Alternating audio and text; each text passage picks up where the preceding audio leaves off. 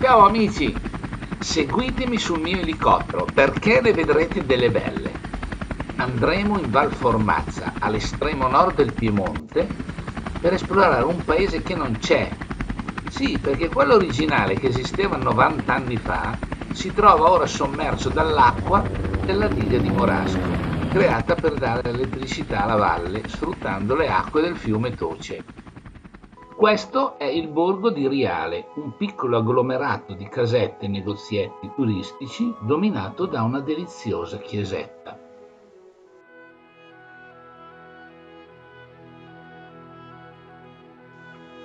Eccoci arrivati alla diga, creata negli anni 30 dalla società Edison per generare elettricità per la valle e sommergendo il borgo di origine valser di Morasco, abitato fin dal XV secolo.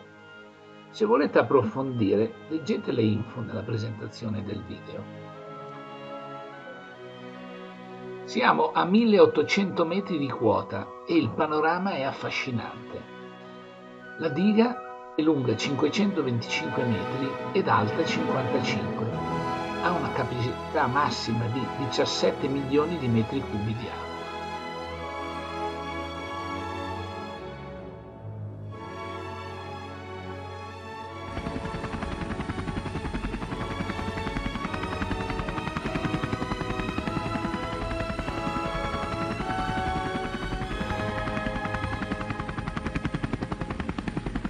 Lo spettacolo è affascinante, i riflessi dell'acqua donano emozioni e la fantasia vaga nell'inconscio.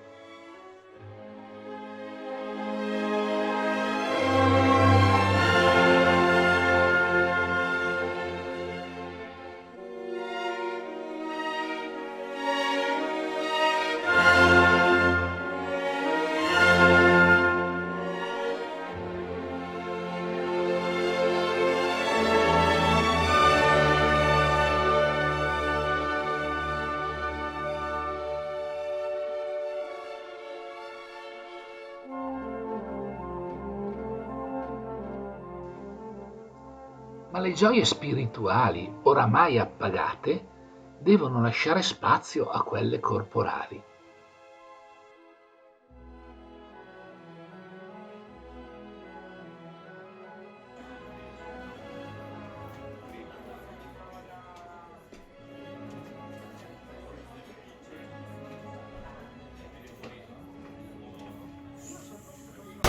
Devo dire che questo cervo con mirtilli è eccellente e con i funghi porcini ancora meglio.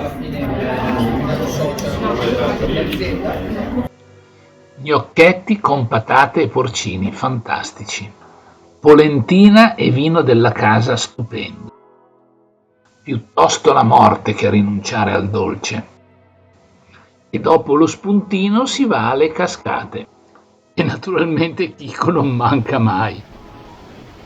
Le cascate sono le seconde più alte in Europa ed hanno un salto d'acqua di 143 metri. La cima è un ottimo punto di osservazione, da cui si possono ammirare le cascate in tutta la loro grandezza e maestosità.